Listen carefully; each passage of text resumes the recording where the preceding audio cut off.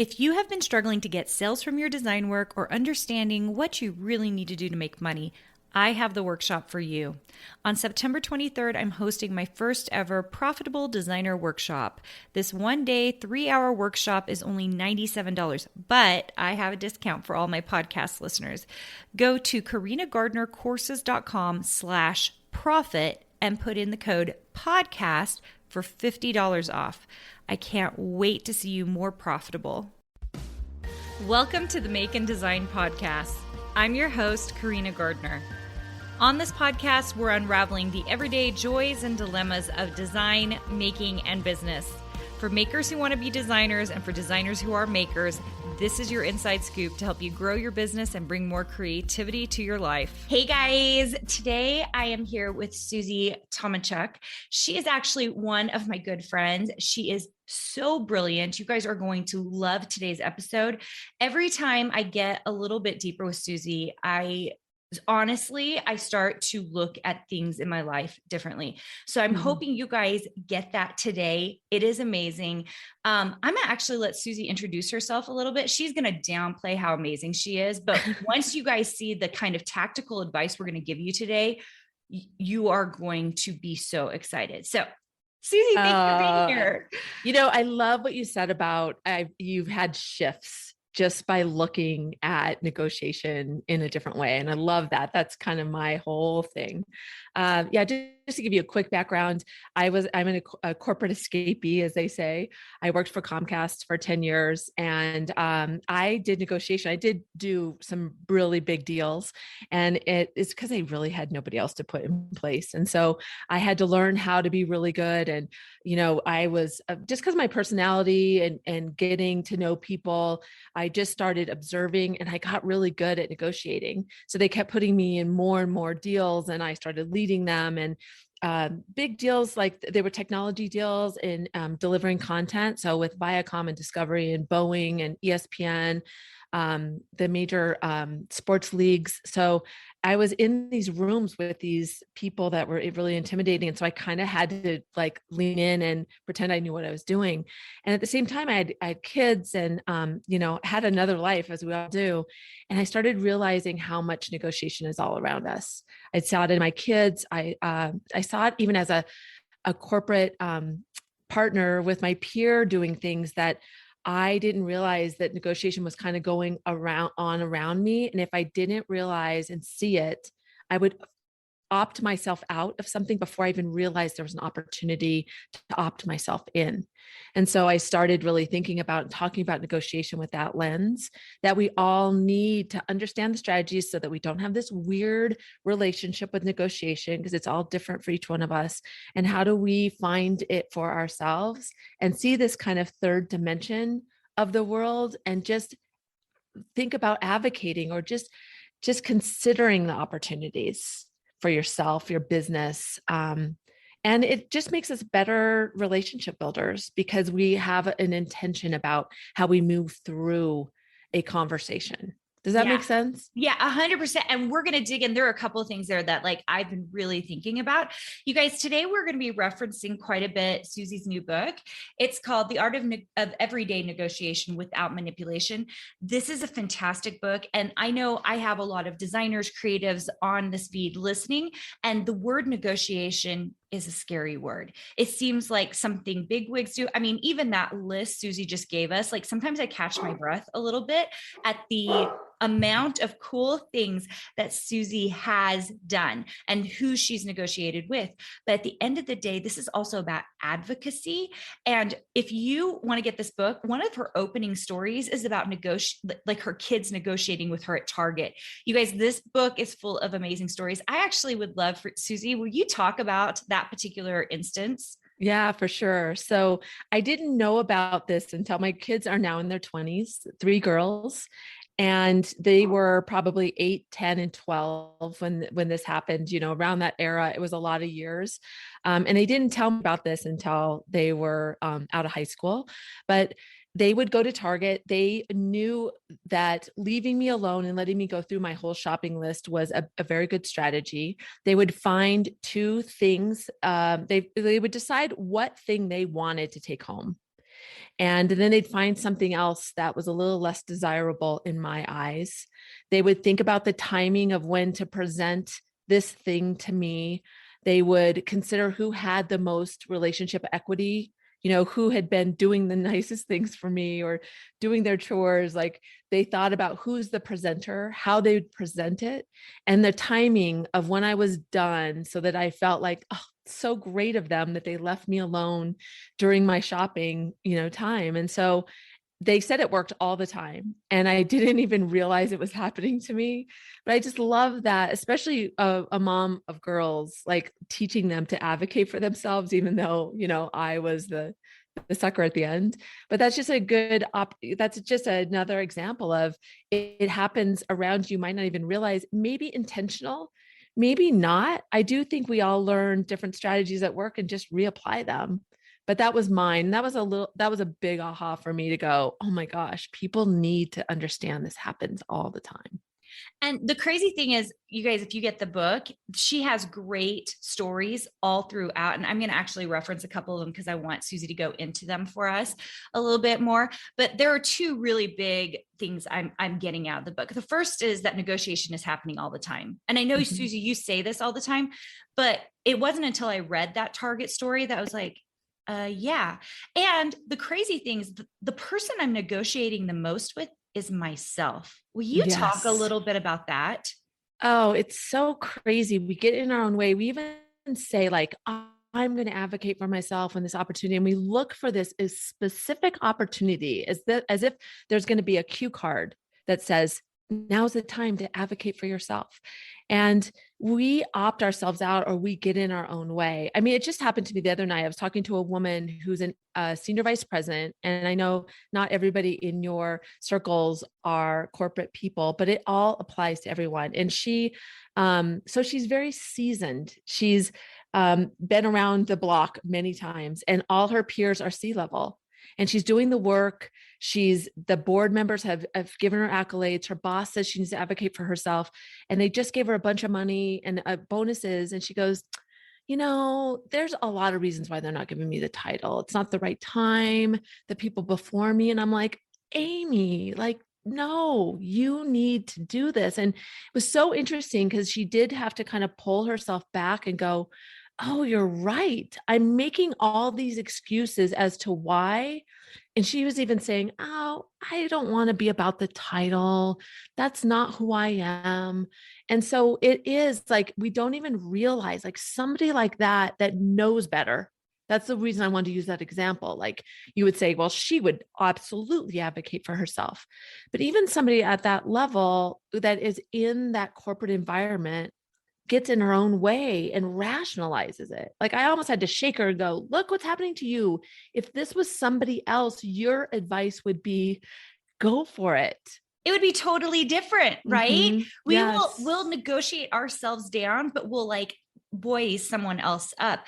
I was thinking about this yesterday. I was negotiating with myself about a particular task on my list. And actually, our mutual friend Megan called me out on it because I said, I just need to do this task because I need to understand it before anyone on my team understood it.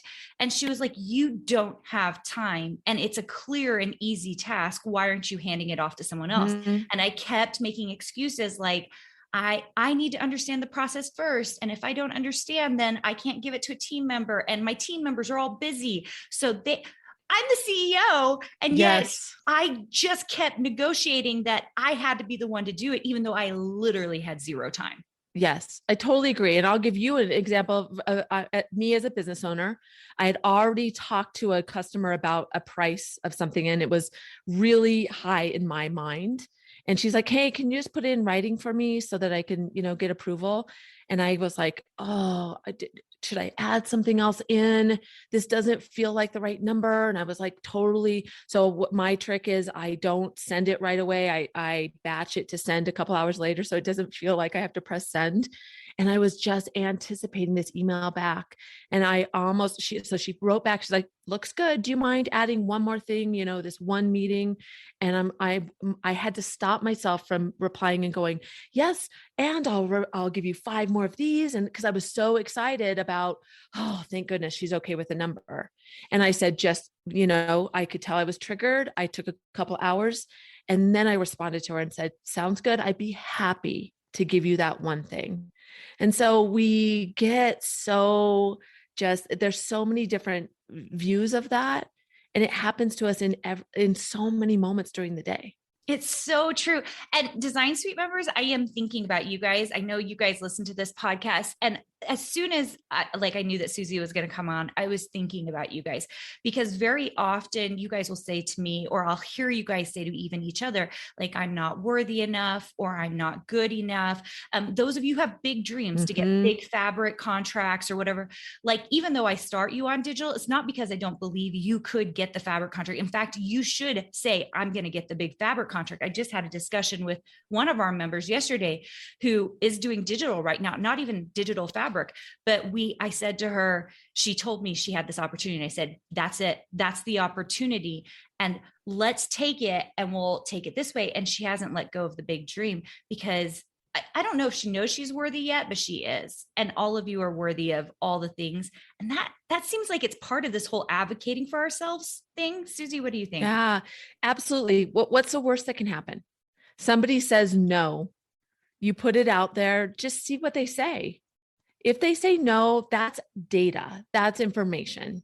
And if they say no, don't get like, oh, they said no, and like get curious, ask questions, help me understand, like, what would it take? Don't come off your number, but be like, what can I make to make it better or different? Or what are the things? Maybe it's timing. You don't assume, go with this idea of curiosity. Because what happens is when we start getting in our own head, we create the story, and we're so kind of like, we want to get out quickly that we're just like, okay, never mind.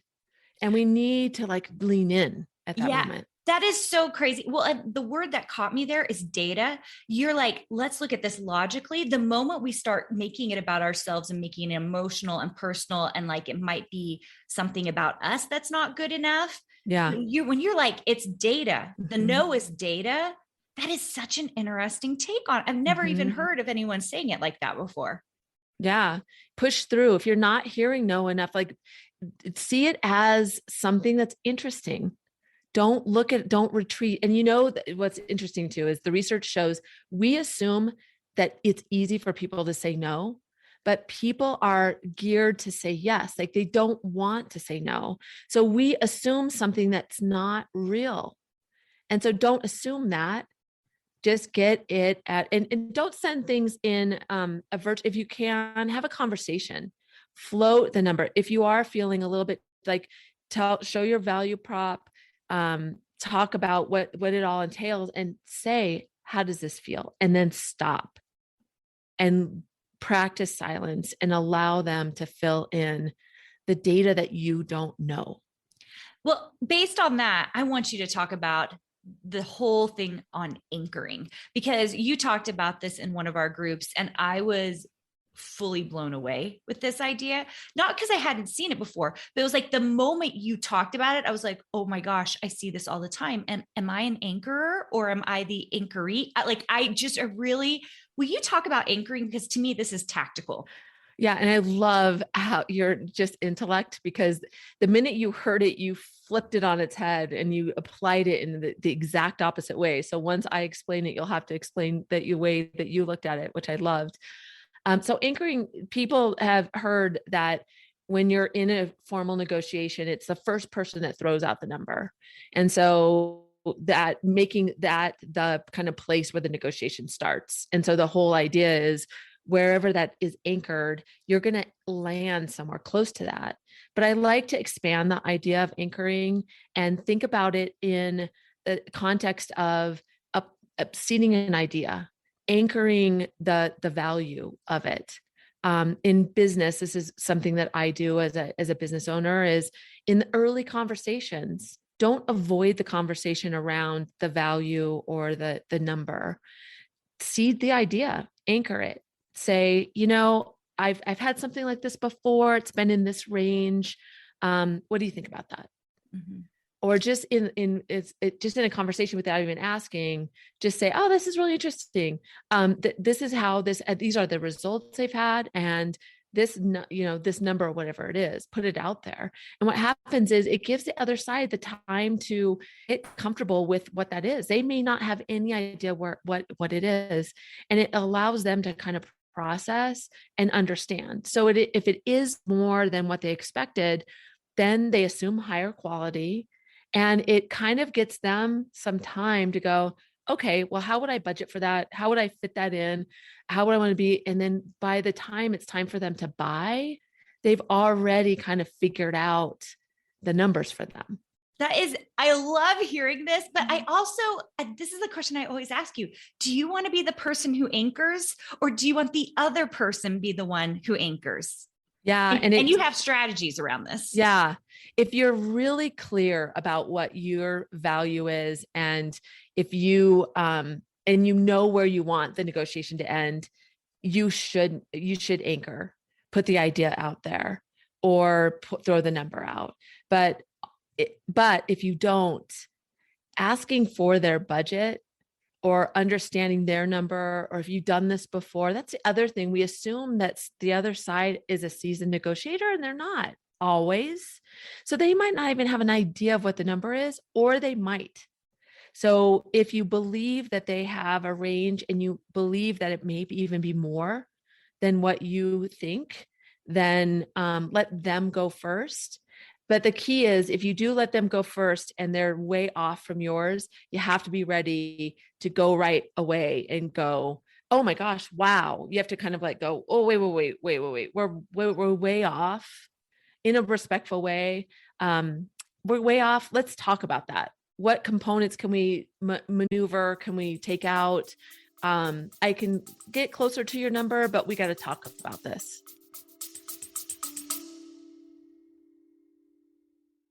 Have you been dreaming of earning a master's degree or a design certificate that could lead you to launch your very own business? The University of Arts and Design has unique programs where you not only learn how to design, but how not to be a starving artist, which is why I created it. Join us in our upcoming Design Your Future event.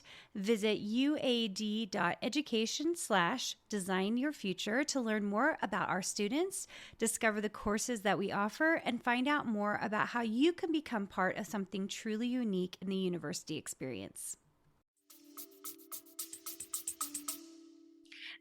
I get the sense that most people like to do one or the other. I think I'm someone who likes to put the number out there first. I tend to like that, but I know you're the opposite. Is that true? Mm-hmm. Yeah, especially because I work a lot with corporate people. And so they tend to have maybe a line item budget. And sometimes it can be crazy different from one organization to another. So if I've not worked with the organization before, I like to get an idea early about how it's structured. And you can do this with individuals as well, is kind of get from them, how do you like to purchase stuff like this? Is it a one-time? Do you like it monthly? Like, give me some data around, you don't even have to ask for the number, but get some ideas of how they like to consume, so that you can give them a lot of different options. You can slice and dice the numbers for them. But that's why I like to get some from them, so I kind of know where they're starting from.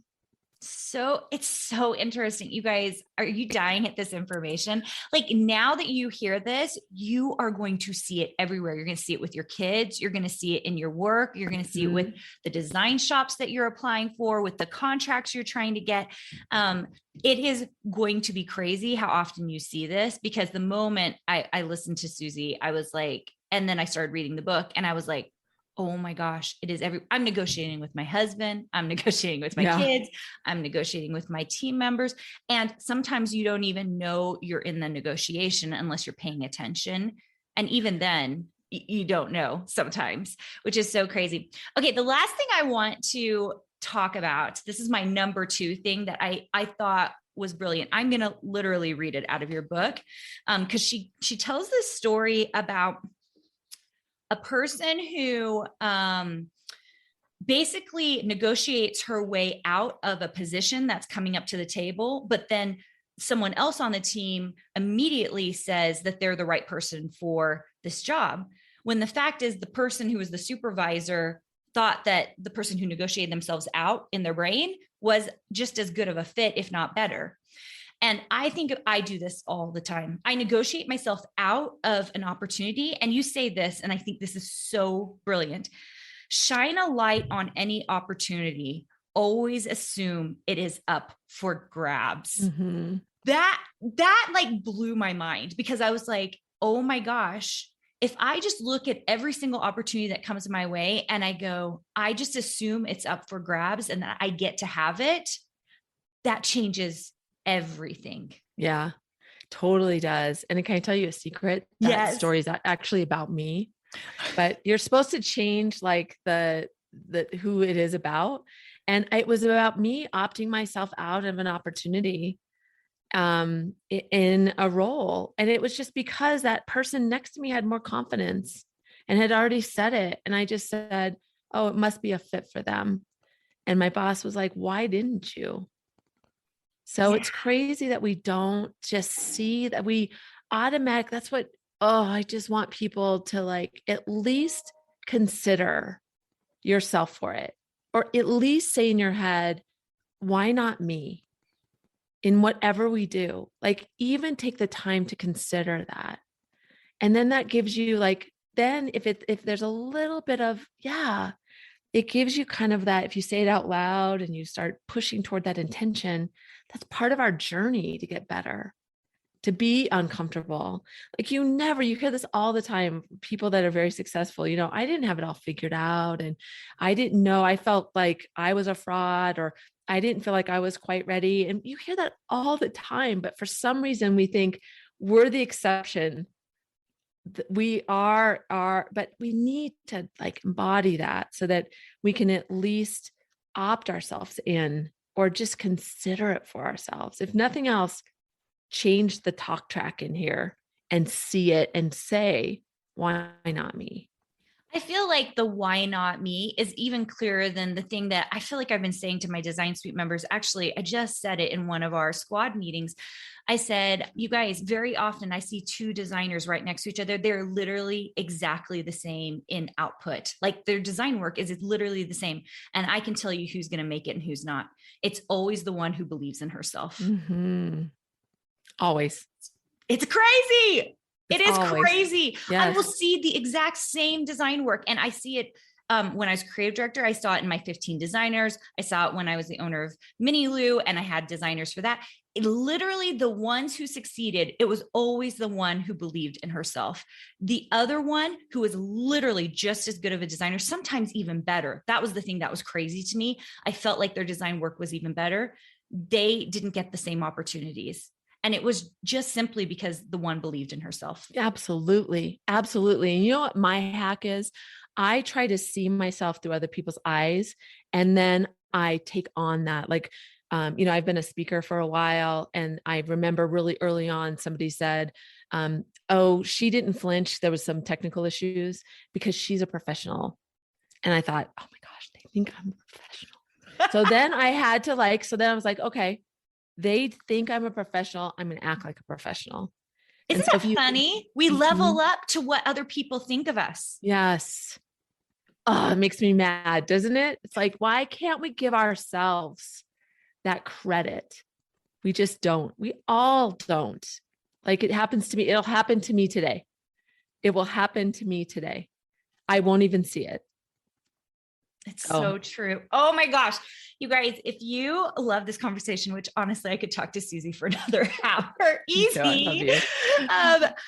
You guys, you need to go get this book, The Art of Everyday Negotiation Without Manipulation, which I think is key. And you guys, there are a lot of negotiation things out there, and they tend to be driven, I hate to say it, by men. And this was like the first time I like totally related to the way negotiation was being talked about. It felt real. It felt like my everyday life. And you guys have to go get this book, even though it has the scary word negotiation on it.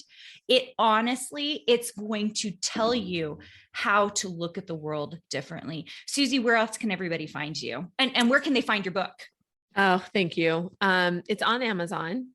You can find it there, but you can also go to booknegotiation.com. And that's kind of the landing page about the book, and you can buy the book there. And then I have a freebie at Negotiation Love, because everybody should love negotiation love.